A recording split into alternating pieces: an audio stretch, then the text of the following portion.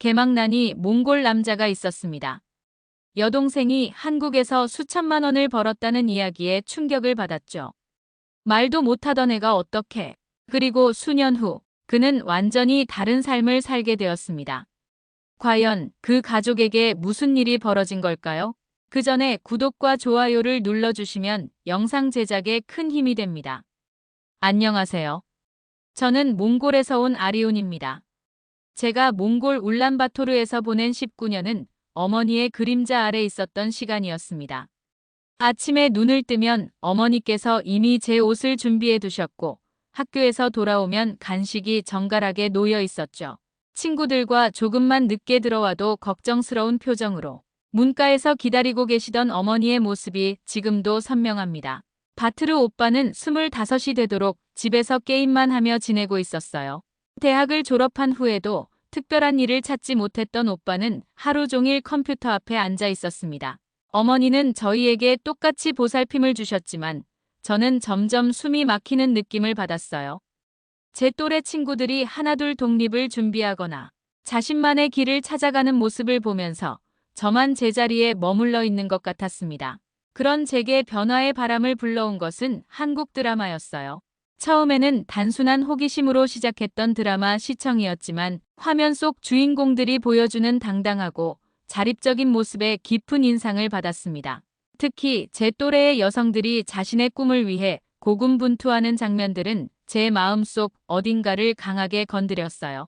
그들은 가족의 과보호 속에서 안주하지 않고 스스로의 힘으로 세상과 맞서고 있었습니다. 하지만 동시에 두려움도 컸어요. 주변 사람들이 들려주는 한국에 대한 이야기는 엇갈렸습니다.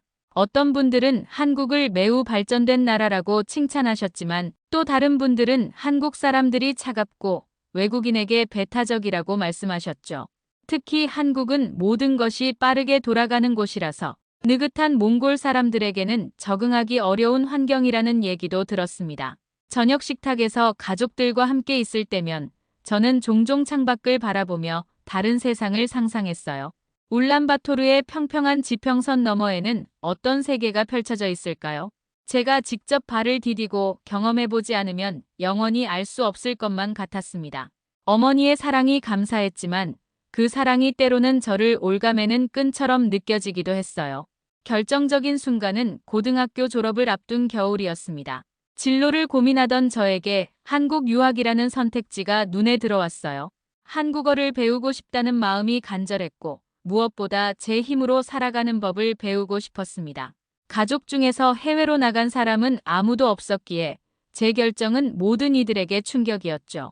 어머니는 처음에 강하게 반대하셨습니다. 혼자 낯선 땅에서 어떻게 살아갈 것인지, 언어도 통하지 않는 곳에서 무슨 일이 생기면 어쩔 것인지 연신 걱정을 쏟아내셨어요. 하지만 저의 의지가 확고하다는 것을 아신 후에는 결국 허락해 주셨습니다. 그때 어머니의 눈에서 본 복잡한 감정들을 저는 지금도 잊을 수 없어요. 자식을 보내는 슬픔과 동시에 제가 더 넓은 세상에서 성장하기를 바라는 마음이 섞여 있었습니다.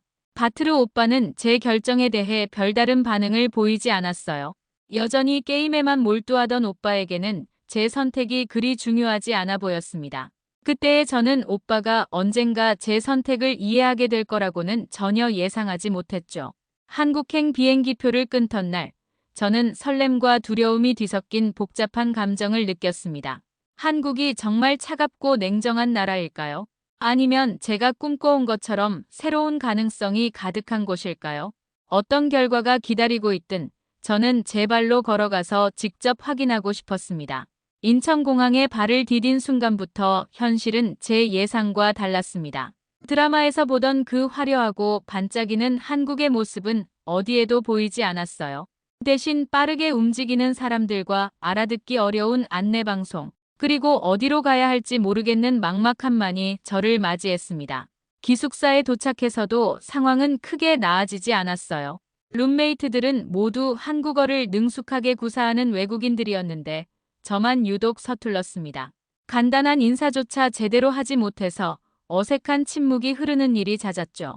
언어학당 수업을 들어도 선생님의 설명을 절반도 이해하지 못했고 다른 학생들이 자연스럽게 대답하는 모습을 보며 위축감만 커져갔어요. 가장 힘들었던 것은 일상생활이었습니다. 몽골에서는 어머니께서 모든 것을 챙겨주셨기 때문에 혼자서 해야 하는 모든 일들이 낯설고 어려웠어요. 빨래를 어떻게 하는지, 은행에서는 어떤 절차를 밟아야 하는지, 심지어 편의점에서 물건을 사는 것조차 긴장되었습니다. 점원이 말하는 한국어를 알아듣지 못해서 몇 번이나 되묻게 되면 상대방의 표정이 조금씩 굳어지는 것을 느낄 수 있었어요. 친구를 사귀는 것도 쉽지 않았습니다. 언어학당에서 만난 다른 나라 학생들은 이미 서로 친해져 있었고 저는 그들의 대화에 끼어들 용기가 나지 않았어요. 점심시간이면 혼자 구석에 앉아 도시락을 먹으면서 몽골에 있는 친구들이 그리워졌습니다. 고향에서는 말이 잘 통하고 서로를 이해하는 친구들이 있었는데 여기서는 누구와도 마음을 나눌 수 없었죠. 처음 몇 주 동안은 매일 밤 울면서 잠들었습니다. 한국에 온 것을 후회하는 마음이 들기도 했고 어머니의 품이 그리워서 견딜 수 없었어요. 전화로 가족들과 이야기할 때면 울음을 참으려고 애썼지만 목소리가 떨리는 것을 숨길 수는 없었습니다. 어머니는 제 상태를 알아채시고 다시 몽골로 돌아오라고 하셨지만 저는 그럴 수 없었어요. 포기하고 돌아간다면 앞으로 평생 후회할 것 같았거든요. 언어학당 수업에서는 계속 뒤처지는 느낌이었습니다. 다른 학생들은 이미 기초적인 문법을 이해하고 있었는데 저는 한글을 읽는 것조차 버거웠어요. 선생님께서 질문하시면 대답하고 싶었지만 어떻게 표현해야 할지 몰라서 입을 다물고 있을 수밖에 없었습니다. 그런 제 자신이 초라하고 한심하게 느껴졌죠. 하지만 그 무렵 저에게는 중요한 깨달음이 찾아왔습니다. 울란바토르에서는 어머니의 보호 아래 편안했지만 스스로 무언가를 해낸 경험은 거의 없었다는 것을 알게 되었어요. 여기서 겪는 모든 어려움들이 사실은 제가 성장하기 위해 반드시 거쳐야 할 과정이라는 생각이 들었습니다. 남들보다 늦게 시작했으니 더 열심히 해야 한다는 각오가 생겼죠. 그날부터 저는 조금씩 달라지기 시작했습니다. 한국어 공부에 더 많은 시간을 투자했고 모르는 것이 있으면 부끄러워하지 않고 적극적으로 물어보려고 노력했어요. 처음에는 실수투성이었지만 포기하지 않고 계속 시도하다 보니 조금씩 나아지는 것을 느낄 수 있었습니다. 완벽하지는 않았지만 적어도 기본적인 의사소통은 가능해졌어요. 서울의 복잡한 지하철 시스템도 처음에는 미로처럼 느껴졌지만 매일 이용하다 보니 익숙해졌습니다. 한국에 발달된 대중교통 시스템은 정말 놀라웠어요. 몽골에서는 상상할 수 없었던 정확성과 편리함이 있었습니다. 비록 언어는 서툴렀지만 이런 체계적인 시스템 덕분에 외국인인 저도 불편함 없이 생활할 수 있었죠. 그렇게 한 달이 지나고 나니 저는 더 이상 예전의 제가 아니라는 것을 느꼈습니다. 여전히 많은 것들이 어려웠지만 그 어려움을 피하지 않고 맞서는 용기가 생겼어요. 무언가를 해내야만 한다는 절실함이 저를 움직이게 했고 그 과정에서 조금씩 자신감도 생겨났습니다. 2달째가 되던 어느 날 밤, 저는 마음이 유독 무거웠습니다. 그날 하루 종일 한국어 수업에서 실수를 연발했고 룸메이트들과의 대화에서도 소외감을 느꼈어요. 기숙사 방에 혼자 있으니 답답함이 밀려왔고 밖으로 나가고 싶은 충동이 들었습니다. 시계를 보니 밤 9시가 넘어 있었지만 저는 아무 목적지 없이 거리로 나섰어요. 서울의 밤거리는 몽골과는 완전히 달랐습니다. 네온사인들이 화려하게 빛나고 있었고 늦은 시간임에도 불구하고 많은 사람들이 활기차게 돌아다니고 있었어요. 몽골에서는 해가 지면 대부분의 상점들이 문을 닫았는데 여기서는 밤이 오히려 더 번화한 느낌이었습니다. 그런 광경을 보면서도 저는 그 활기 속에 섞여들지 못하는 이방인 같은 기분이었죠. 걷다가 작은 삼겹살집이 눈에 들어왔습니다. 따뜻한 불빛이 새어나오는 창문 너머로 보이는 풍경이 정겨워 보였어요.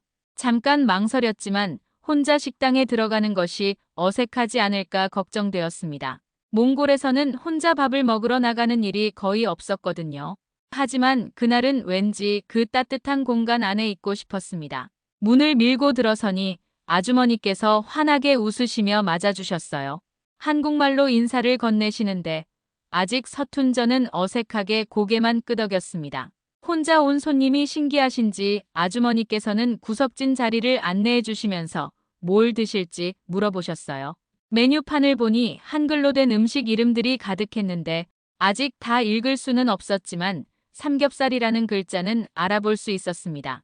주문을 하고 앉아 있으니 마음이 조금 차분해졌어요. 주변 테이블에서는 친구들끼리, 가족끼리 둘러앉아 즐겁게 식사를 하고 있었습니다. 그들의 웃음소리와 대화 소리가 들리면서 저는 또다시 외로움을 느꼈죠. 하지만 동시에 이런 일상적인 풍경 속에 제가 앉아 있다는 것 자체가 새로웠어요. 삼겹살이 나오자 아주머니께서 직접 구워주셨습니다. 고기가 지글지글 익어가는 소리와 고소한 냄새가 식욕을 돋웠어요. 아주머니께서는 서툰 한국어로 이것저것 설명해 주시려고 애쓰셨고 저도 알아듣기 위해 열심히 귀를 기울였습니다. 언어는 완전히 통하지 않았지만 아주머니의 친절한 마음은 충분히 전해졌어요. 혼자 먹는 삼겹살은 생각보다 맛있었습니다. 몽골의 양고기와는 다른 담백한 맛이었지만 따뜻하고 든든했어요. 상추에 싸서 먹는 방법도 처음 경험해보는 것이었는데 아주머니께서 시범을 보여주시니 따라할 수 있었습니다. 그렇게 천천히 식사를 하면서 저는 한국에 온 후 처음으로 마음이 편안해지는 것을 느꼈어요. 식사를 마치고 계산을 하려고 카운터로 갔는데 그때 뜻밖의 일이 일어났습니다. 제가 지갑을 꺼내기도 전에 옆 테이블에 앉아있던 중년 남성분께서 이미 제 계산을 해주셨다는 것이었어요. 아주머니께서 설명해 주시는데 처음에는 무슨 말인지 이해하지 못했습니다. 그분이 왜 저 같은 낯선 외국인의 계산을 대신 해주셨는지 이해할 수 없었거든요. 아주머니께서 몇 번 설명해 주신 후에야 상황을 파악할 수 있었어요. 그분은 이미 자리를 떠나신 후였지만 저를 위해 따뜻한 마음을 베풀어 주신 것이었습니다. 그 순간 저는 가슴이 뭉클해졌어요. 한국이 차갑고 냉정한 나라라고 들었는데 전혀 모르는 사람이 이런 친절을 베풀어 준다는 것이 믿기지 않았습니다. 식당을 나서면서 저는 복잡한 감정에 휩싸였어요. 감사함과 동시에 부끄러움도 들었습니다. 아무것도 해준 것이 없는데 도움을 받았다는 생각에 미안한 마음이 컸거든요. 하지만 무엇보다도 따뜻함을 느꼈습니다. 언어가 통하지 않아도 서로 모르는 사이여도 사람의 마음은 전해질 수 있다는 것을 깨달았어요. 그날 밤 기숙사로 돌아가는 길에 저는 한국에 대한 생각이 조금 바뀌었습니다. 분명 빠르고 경쟁적인 면이 있지만 그 안에는 따뜻한 마음을 가진 사람들이 살고 있었어요. 그리고 그런 사람들이 이방인인 저에게도 손을 내밀어 줄 수 있다는 것을 알게 되었습니다. 처음으로 한국에서 진짜 따뜻함을 경험한 하루였어요. 언어학당 생활이 어느 정도 안정되자 저는 아르바이트를 시작하기로 결심했습니다. 용돈도 부족했지만 무엇보다 한국 사회를 직접 경험해보고 싶었어요. 학교에서만 머물러서는 알 수 없는 진짜 한국의 모습을 보고 싶었거든요. 친구의 소개로 명동 근처의 작은 화장품 가게에서 일하게 되었습니다. 첫 출근 날부터 현실은 녹록지 않았어요. 사장님께서 빠른 한국말로 업무 설명을 해주시는데 절반도 알아듣지 못했습니다. 계산대 사용법, 상품 정리 방법, 손님 응대 요령 등 기본적인 것들조차 여러 번 되물어야 했어요. 사장님의 표정이 점점 굳어지는 것을 보면서 저는 위축감을 느꼈습니다. 몽골에서는 경험해보지 못한 차가운 시선이었죠. 특히 어려웠던 것은 손님들을 응대하는 일이었습니다. 외국인 관광객들은 영어로 말을 걸어오는데 제 영어 실력도 완벽하지 않았고 한국어로 된 상품 설명을 영어로 번역하는 것은 더욱 힘들었어요. 한국인 손님들은 빠른 한국어로 질문하시는데 저는 그때마다 당황할 수밖에 없었습니다. 실수를 할 때마다 한숨을 쉬시거나 짜증을 내시는 분들을 보면서 저는 점점 자신감을 잃어갔어요. 일주일쯤 지났을 때 큰 실수를 저질렀습니다. 계산을 잘못해서 손님께 거스름 돈을 잘못 드린 것이었어요. 다행히 정직한 손님께서 다시 와서 알려주셨지만 사장님께서는 크게 화를 내셨습니다. 한국어로 빠르게 꾸중하시는 말씀을 다 이해할 수는 없었지만 실망하신다는 것은 분명히 느낄 수 있었죠. 그날 저는 화장실에서 몰래 울었습니다. 하지만 모든 사람이 차가운 것은 아니었어요. 같이 일하는 언니가 있었는데 처음에는 저에게 관심이 없어 보였지만 시간이 지나면서 조금씩 도움을 주기 시작했습니다. 제가 모르는 단어가 있으면 쉬운 말로 설명해 주시고 손님 응대하는 방법도 천천히 가르쳐 주셨어요. 특히 어려운 상황에 처했을 때는 대신 나서서 도와주시기도 했습니다. 그 언니를 통해 저는 한국 사회의 다른 면을 보게 되었어요. 겉으로는 차가워 보이지만 일단 마음을 열면 매우 따뜻하고 세심한 배려를 해주는 문화가 있었습니다. 언니께서는 제가 실수했을 때 사장님 몰래 도와주시기도 하고 점심시간에는 맛있는 음식점도 소개해 주셨어요. 저에게는 정말 고마운 분이었습니다. 일을 하면서 저는 한국의 빨리빨리 문화를 몸소 체험했습니다. 모든 것이 빠른 속도로 돌아갔고 효율성을 중시했어요. 처음에는 그 속도를 따라가기 힘들어서 스트레스를 많이 받았지만 점차 적응해 나갔습니다. 몽골의 여유로운 문화와는 정반대였지만 나름의 장점도 있었어요. 빠른 처리 덕분에 더 많은 일을 할 수 있었고 시간을 효율적으로 사용하는 법을 배우게 되었습니다. 손님들과의 상호작용에서도 많은 것을 배웠어요. 한국 사람들은 서비스에 대한 기대치가 높았지만 그만큼 좋은 서비스를 받았을 때는 진심으로 고마워하셨습니다. 처음에는 무뚝뚝해 보이던 단골 손님들도 시간이 지나면서 저를 인정해 주시기 시작했어요. 제가 열심히 노력하는 모습을 보시고 응원의 말씀을 건네주시는 분들도 계셨습니다. 가장 기억에 남는 것은 어느 할머니 손님이었어요. 처음에는 제 서툰 한국어 때문에 불편해하시는 것 같았는데 며칠 후 다시 오셔서는 한국어 공부하느라 고생이 많다며 격려해 주셨습니다. 그리고 천천히 말해 주시면서 올바른 발음도 가르쳐 주셨어요. 그런 분들을 만날 때마다 저는 한국 사회에 대한 편견이 조금씩 깨져나가는 것을 느꼈습니다. 아르바이트를 시작한 지 한 달이 지나자 저는 확실히 달라져 있었어요. 한국어 실력도 늘었고 사회생활에 대한 이해도 깊어졌습니다. 무엇보다 혼자 힘으로 돈을 벌고 있다는 뿌듯함이 컸어요. 비록 작은 금액이었지만 제 노동의 대가로 받는 첫 월급은 특별한 의미가 있었습니다. 아르바이트를 시작한 지 3달이 지나면서 저에게는 놀라운 변화가 일어나고 있었습니다. 처음에는 숨막히게 느껴졌던 한국의 빨리빨리 문화가 이제는 자연스럽게 몸에 배어 있었어요. 지하철에서 빠르게 걸어 다니는 것도, 식당에서 신속하게 주문하는 것도, 모든 일을 효율적으로 처리하려고 하는 것도 어느새 제 습관이 되었습니다. 언어학당에서도 눈에 띄는 발전이 있었어요. 예전에는 선생님의 질문에 답하기 두려워했는데 이제는 적극적으로 손을 들고 대답했습니다. 완벽하지 않더라도 일단 표현해 보려는 용기가 생겼거든요. 아르바이트 현장에서 실전 한국어를 사용하면서 자연스럽게 회화 실력이 늘어난 것 같았어요. 특히 생활 한국어는 책에서 배우는 것보다 훨씬 유용했습니다. 룸메이트들과의 관계도 많이 개선되었어요.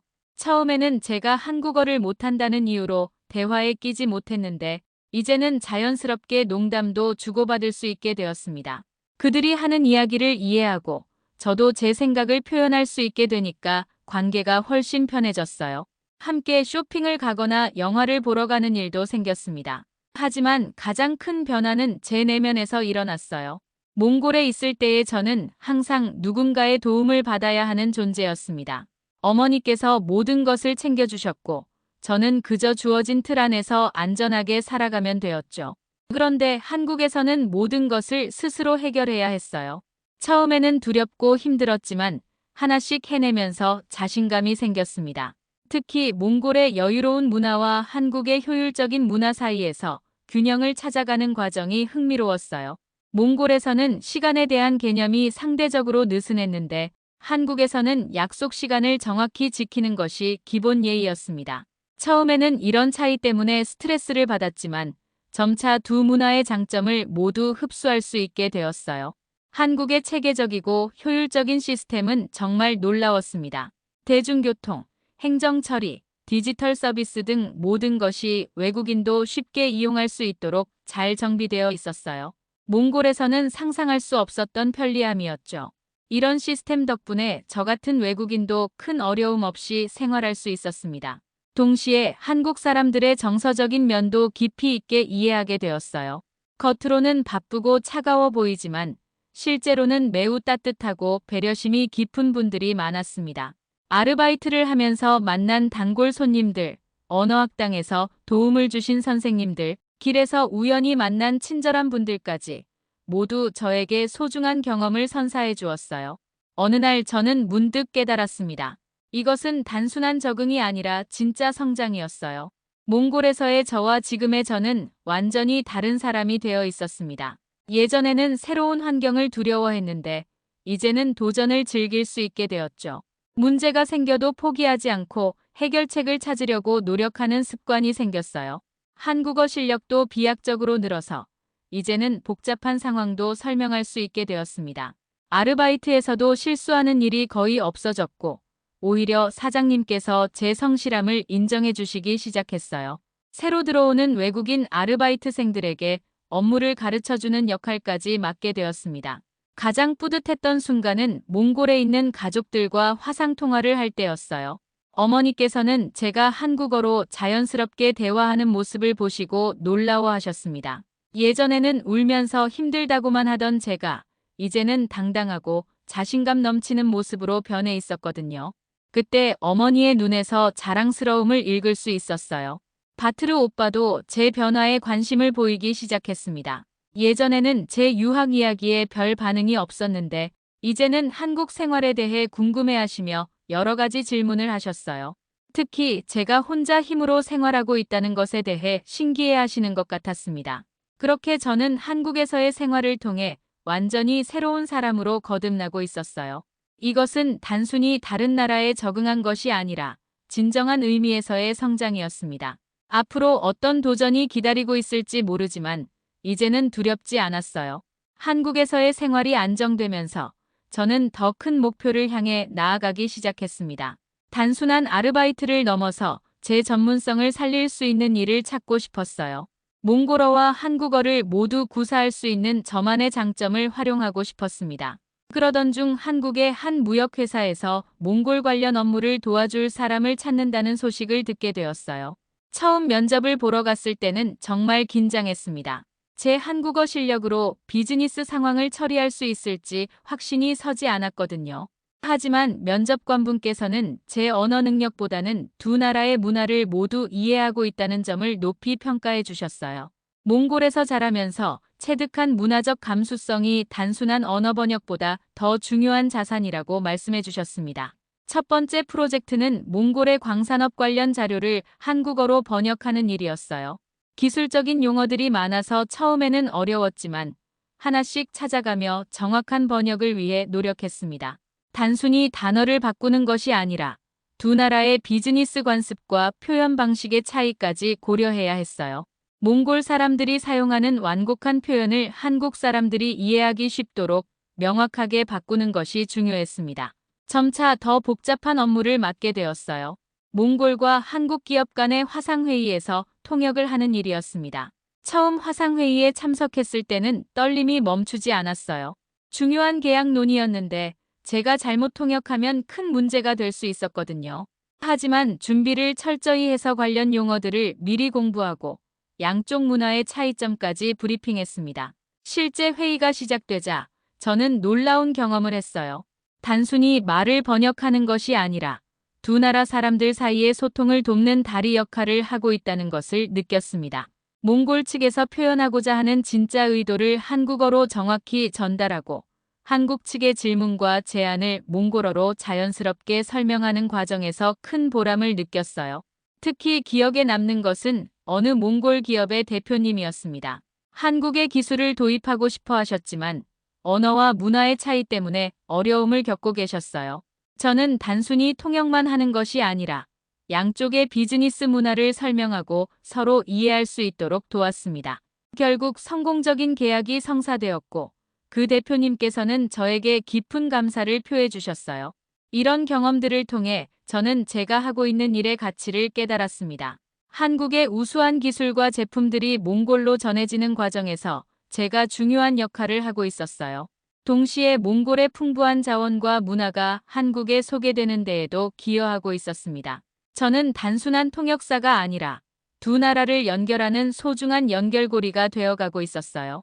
일을 하면서 한국 기업들의 해외 진출 의지를 직접 목격할 수 있었습니다. 많은 회사들이 몽골의 잠재력을 인정하고 진출하려고 노력하고 있었어요.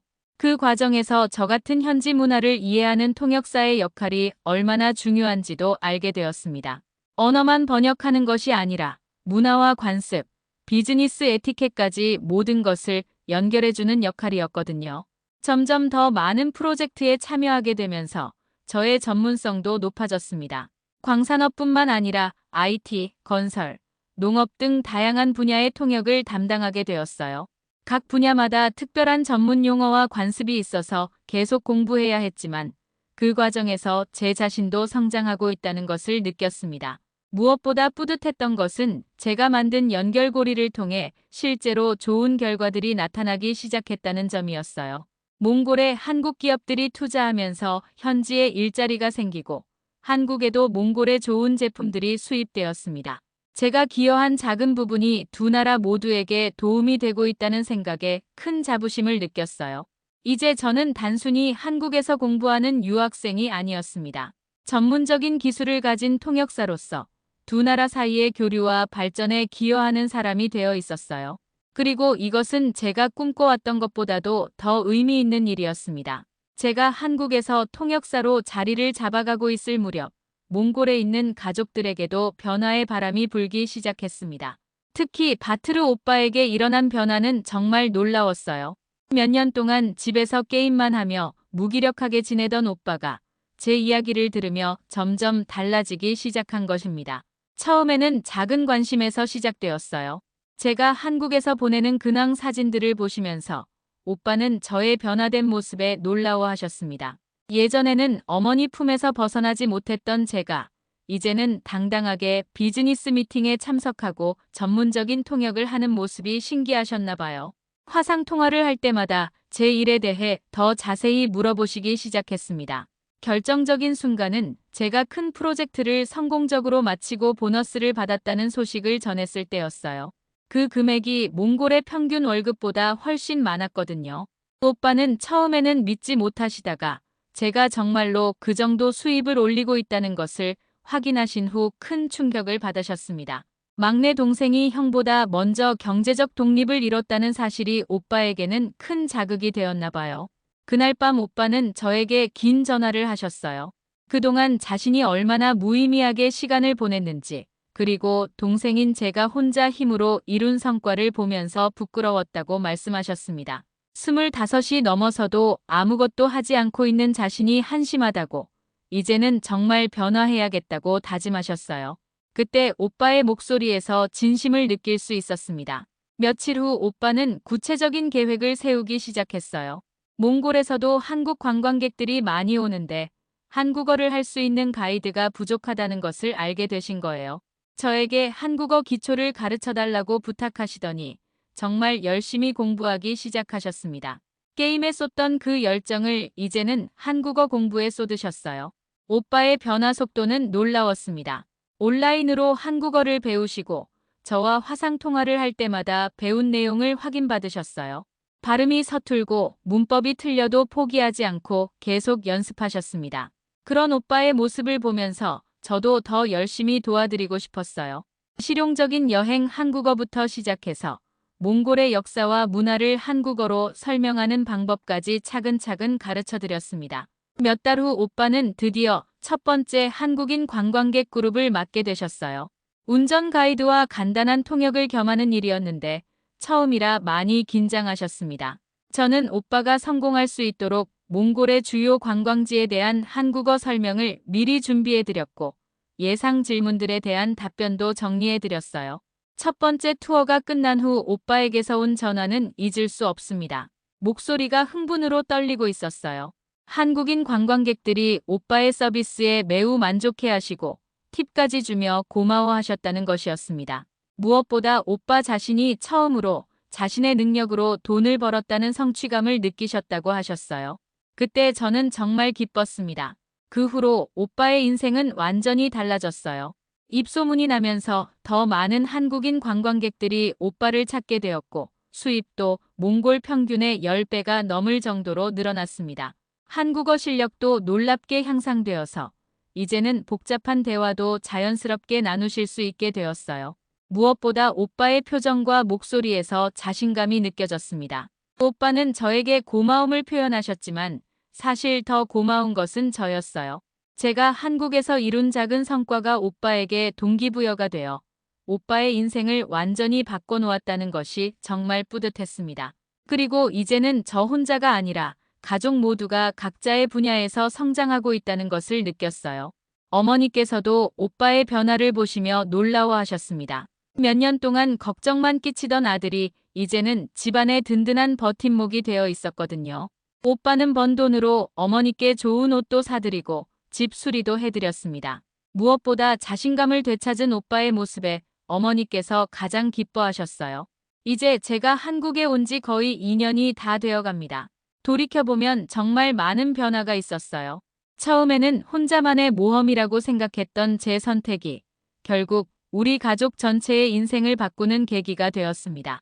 특히 바트르 오빠의 놀라운 변신을 보면서 한 사람의 도전이 얼마나 큰 파급 효과를 가져올 수 있는지 깨달았어요. 어머니께서도 많이 달라지셨습니다. 예전에는 저를 과보호하시려고 애쓰셨지만 이제는 오히려 제 결정을 신뢰하고 응원해주세요. 제가 한국에서 이룬 성과들을 보시면서 자식들이 스스로 길을 찾아갈 수 있다는 것을 인정하게 되신 것 같아요. 최근에는 오빠와 저의 사업 계획에 대해서도 적극적으로 조언해 주시고 응원의 말씀을 아끼지 않으세요. 오빠는 이제 몽골에서 가장 인기 있는 한국어 가이드 중 한 명이 되었습니다. 한국 관광객들 사이에서 입소문이 나면서 예약이 몇 달씩 밀려 있을 정도예요. 무엇보다 이를 통해 자존감을 회복하신 것이 가장 큰 변화라고 생각해요.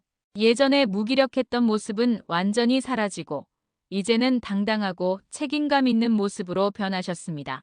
최근에는 오빠와 함께 새로운 사업을 계획하고 있어요. 제가 한국에서 쌓은 네트워크와 오빠의 현지 경험을 결합해서 양국 간의 문화 교류를 더욱 활성화시키는 프로젝트를 진행하려고 합니다. 단순한 관광 가이드를 넘어서 진정한 문화 체험을 제공하는 프로그램을 만들고 싶어요. 제 개인적인 성장도 계속되고 있습니다.